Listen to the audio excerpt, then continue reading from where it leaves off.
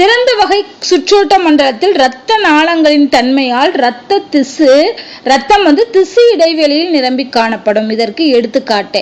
சரி, நல்லா ஞாபகம் வச்சுக்கோங்க. திறந்த வகை சுற்றோட்ட மண்டலம், அதாவது இரத்த மண்டலம்ங்கிறது மூடிய வகை, திறந்த வகை அப்படின்னு ரெண்டு இருக்கு. திறந்த வகையில இரத்த நாளங்கள் இருக்கிறதுனால ரத்தம் என்ன பண்ணுது, திசுக்களுக்கு இடையில நிரம்பி இருக்கும் அப்படின்னு சொல்றாங்க.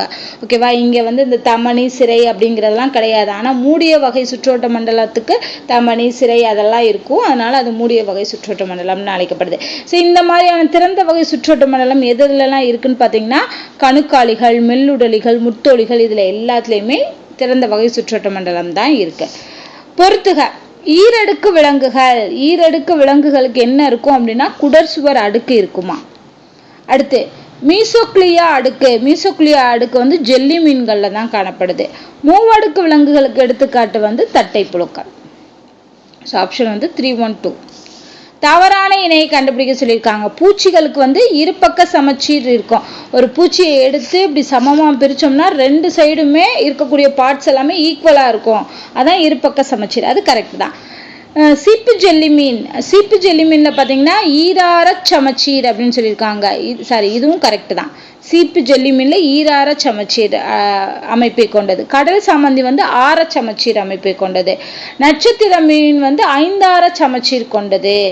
கடற்பஞ்சு இருபக்க சமச்சீர்னு சொல்லியிருக்காங்க. அது இருபக்க சமச்சீர் கிடையாது. ஓகேவா? ஸோ இது ஒண்ணுதான் தவறான இணை.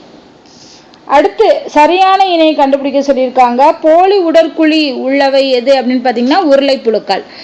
சைசோசீலோமேட்டுகள், இந்த உடற்குழியை சைசோசீலோமேட்டுகள், என்ட்ரோசீலோமேட்டுகள், அதாவது உண்மையான உடற்குழின்னு சொல்லுவாங்க இல்லையா, அதுல 2 வகை இருக்கு. அந்த சைசோசீலோமேட்டுகள் வகை வலைத்தசை புழுக்கள்ல இருக்குது. என்ட்ரோசீலோமேட்டுகள் முதுகு நாணிகள்ல இருக்குது. மூணுமே கரெக்டா தான் மேட்ச் ஆயிருக்கு. எந்த உயிரியின் உடலில் ஒவ்வொரு கண்டமும் அமைப்பிலும் செயலிலும் வேறுபடுகிறது. அதாவது இப்போ மண்புழுக்கள் இருக்குன்னா அதோட உடலம் ஃபுல்லாவே கண்டங்களாக பிரிக்கப்பட்டிருக்கும். ஓகேவா? ஸோ அப்போ ஒவ்வொரு கண்டத்துல உள்ள அமைப்பும் செயலும் வேற வேற செயல்படுறது எந்த உயிரிலன்னு பார்த்தீங்கன்னா கரப்பான் பூச்சியில.